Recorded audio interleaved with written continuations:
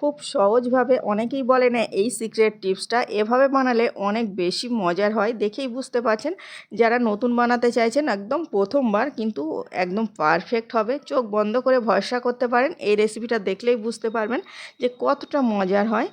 আর এইভাবে বানালে যে কোনো কারো পারফেক্ট হবে। আমি সবসময় এভাবেই বানাই, একবার হলেও ট্রাই করতে পারেন।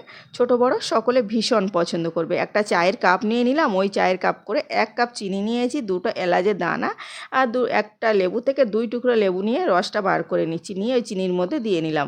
চিনিটা কিন্তু আগে থেকে গুঁড়ো করেও রাখতে পারেন। তারপরে আমি দিয়ে নিচ্ছি একটা ডিম। এখানে আমি 2টো ডিম ব্যবহার করছি। প্রথমে একটা ডিম দিয়ে নিলাম, ডিমের কুসুমটা ভেঙে গেছে বলে আমি আবারও একটা ডিম দিয়ে নিলাম। কোনো সমস্যা নেই, ভেঙে গেছে তো। আমি দিয়ে ভালোভাবে এই ধরুন 15 থেকে 20 সেকেন্ডের মতো ভালোভাবে ফেটিয়ে নিচ্ছি। আর এভাবে ফেটিয়ে নিলে কিন্তু এই রেসিপিটা অনেক বেশি মজার হয় আর পারফেক্ট হয়। এখানে আমি সেই সেম কাপে, যে কাপে করে চিনি দিয়েছিলাম সেই কাপের হাফ কাপের মতো আমি রান্নার রেগুলার তেল দিয়ে নিলাম।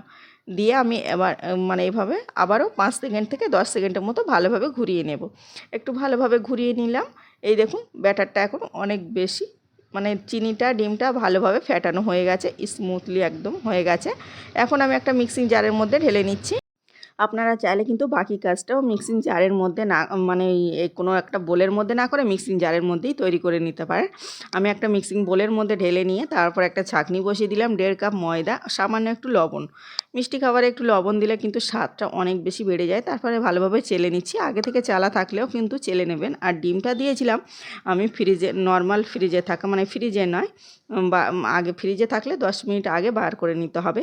এখানে কুসুম গরম দুধ দিয়ে নিচ্ছি 1 কাপ, সেই সেম কাপে যে কাপে ময়দা চিনি দিয়েছিলাম 1 কাপ কুসুম গরম দুধ দিয়ে নিলাম, ভালোভাবে ফেটিয়ে নিচ্ছি। এই দেখুন 4 থেকে 5 মিনিটের মতো ফেটিয়ে নিচ্ছি। আপনারা চাইলে এই কাজটাও কিন্তু একটা মিক্সিং জারের মধ্যে ফেটিয়ে নিতে পারেন, তবে হাত দিয়ে ফেটিয়ে নিলেও কোনো সমস্যা নেই।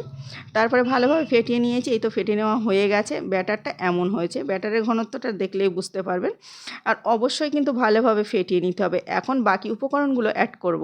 এখানে নিয়ে নিচ্ছি হাফ টেবিল চামচেরও কম, 1 চিমটি পরিমাণ বেকিং সোডা আর 1 টেবিল চামচ বেকিং পাউডার। এগুলো দিয়ে ভালোভাবে মিশিয়ে নেব। আর এখানে অল্প একটু দুধ অ্যাড করছি বেকিং পাউডারের মধ্যে, তাহলে কিন্তু বেকিং পাউডারটা অনেক বেশি তাড়াতাড়ি অ্যাক্টিভ হয়ে যায় আর কেকটা অনেক বেশি ফ্লাফি স্পঞ্জি হয়। এভাবে দিয়ে আবারও ভালোভাবে মিশিয়ে নিচ্ছি। যতক্ষণ না ভালোভাবে মিশে যাবে ভালোভাবে ফেটিয়ে মিশিয়ে নিতে হবে। তো দেখুন এইভাবে লাস্টের দিকে কিন্তু এই যে বেকিং পাউডার বেকিং সোডাটা দিলে কিন্তু কেকটা পারফেক্ট হয়। অনেকেই দেয় ময়দার সঙ্গে চেলে নেবেন। যারা নতুন বানাতে চাইছেন একদম ময়দার সঙ্গে না চেলে এভাবে ট্রাই করতে পারেন। তারপরে ভালোভাবে মিশিয়ে নিচ্ছি। আর এদিকে একটা টিফিন নিয়েছি, টিফিনের মধ্যে অল্প একটু তেল দিয়ে তারপরে একটা লেখালেখি করার কাগজ দিয়ে এভাবে বিছিয়ে নিচ্ছি। তেলটা দিলে কেকটা মোল্ড আউট করার সময় কিন্তু খুব তাড়াতাড়ি উঠে যায়, কোনো রকম সমস্যা হয় না। অল্প একটু টুটি ফুটি ময়দার সঙ্গে মিশিয়ে রেখেছিলাম, সেটাও দিয়ে নিলাম, দিয়ে আবারও ভালোভাবে মিশিয়ে নিলাম। নিয়ে আমি এখানে ওই সেই টিফিনটার মধ্যে সবগুলো ব্যাটার আমি দিয়ে নিচ্ছি। আপনারা চাইলে কিন্তু টুটি ফুটি না থাকলে এখানে কাজু কিশমিশ পছন্দ অনুযায়ী ড্রাই ফ্রুটস অ্যাড করতে পারেন। তারপরে এটা দিয়ে ভালোভাবে একটু এভাবে ঝাঁকিয়ে নিচ্ছি, তাহলে ভিতরে যে বাবলসগুলো থাকে ওগুলো বার হয়ে যায়, কেকটা বেশি বেশি ফাঁকা হয় না। এখানে একটা কড়াইয়ের মধ্যে স্ট্যান্ড বসিয়ে দিয়ে এভাবে ঢাকা দিয়ে নিচ্ছি। প্রথম 10 থেকে 15 মিনিট আমি ঢাকা দিয়ে ভালোভাবে ভাপিয়ে নিচ্ছি। 15 মিনিট পরে এখন কিছু ওপর থেকে কাজু বাদাম দিয়ে নিচ্ছি। দেখুন কেমন হয়েছে।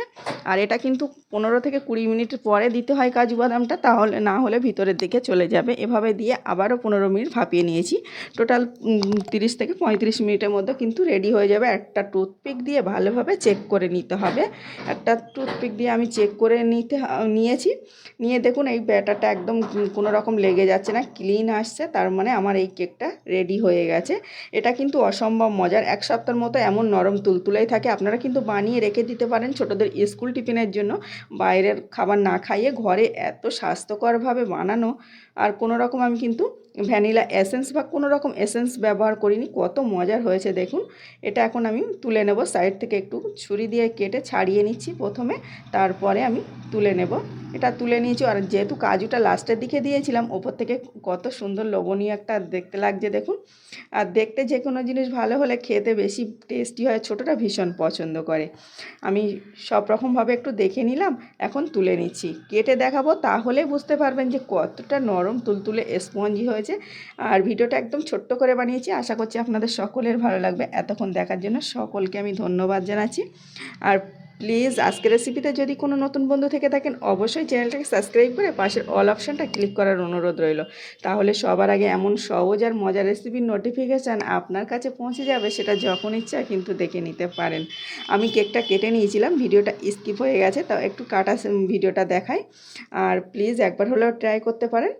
আর আপনাদের কেমন লেগেছে বলতে ভুলবেন না, ভালো লাগলে অবশ্যই একটা লাইক করার অনুরোধ রইল।